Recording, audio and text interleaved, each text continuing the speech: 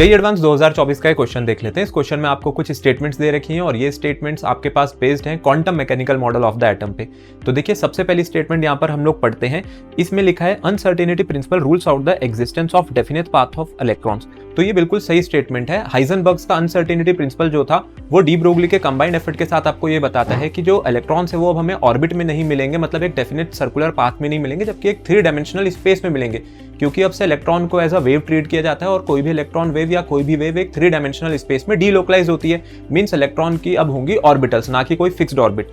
Second पे आ जाते हैं, the energy of an electron in 2s orbital of an atom is lower than the energy of an electron that is infinitely far away from the nucleus. तो ये statement बिल्कुल सही है। अगर मैं किसी भी इलेक्ट्रॉन को यहाँ पर न्यूक्लियस से इनफाइनाइट डिस्टेंस पर अगर अज्यूम करता हूँ तो वो न्यूक्लियस से अब बाउंड नहीं है, तो उसकी एनर्जी यहाँ पर 0 कंसिडर कर दी जाएगी। इसका फॉर्मूला भी होता था, energy for an nth orbit is given by -13.6 upon n² into z² electron volt. आप n की जगह यहाँ पे इनफाइनाइट पुट कर सकते हैं, आपको आंसर 0 मिल जाएगा।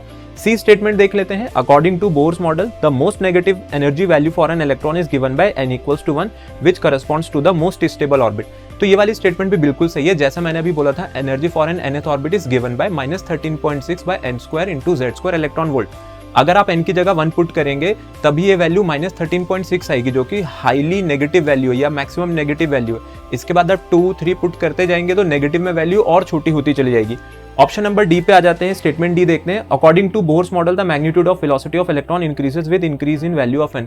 तो ये स्टेटमेंट गलत है, क्योंकि अपने पास जो वेलोसिटी है उसका अगर फॉर्मूला देखें तो वहां पर velocity of electron principal quantum number के इनवर्सली प्रोपोर्शनल है, या मैं बोलूँ कि जो उसका शेल नंबर है उसके इनवर्सली प्रोपोर्शनल है। तो n की वैल्यू अगर ज्यादा होगी तो वेलोसिटी कम होने लग जाएगी, ना कि बढ़ेगी। तो स्टेटमेंट ए, बी और सही मेरे पास सही स्टेटमेंट्स हैं और डी वाली जो अपने पास स्टेटमेंट है वो गलत है।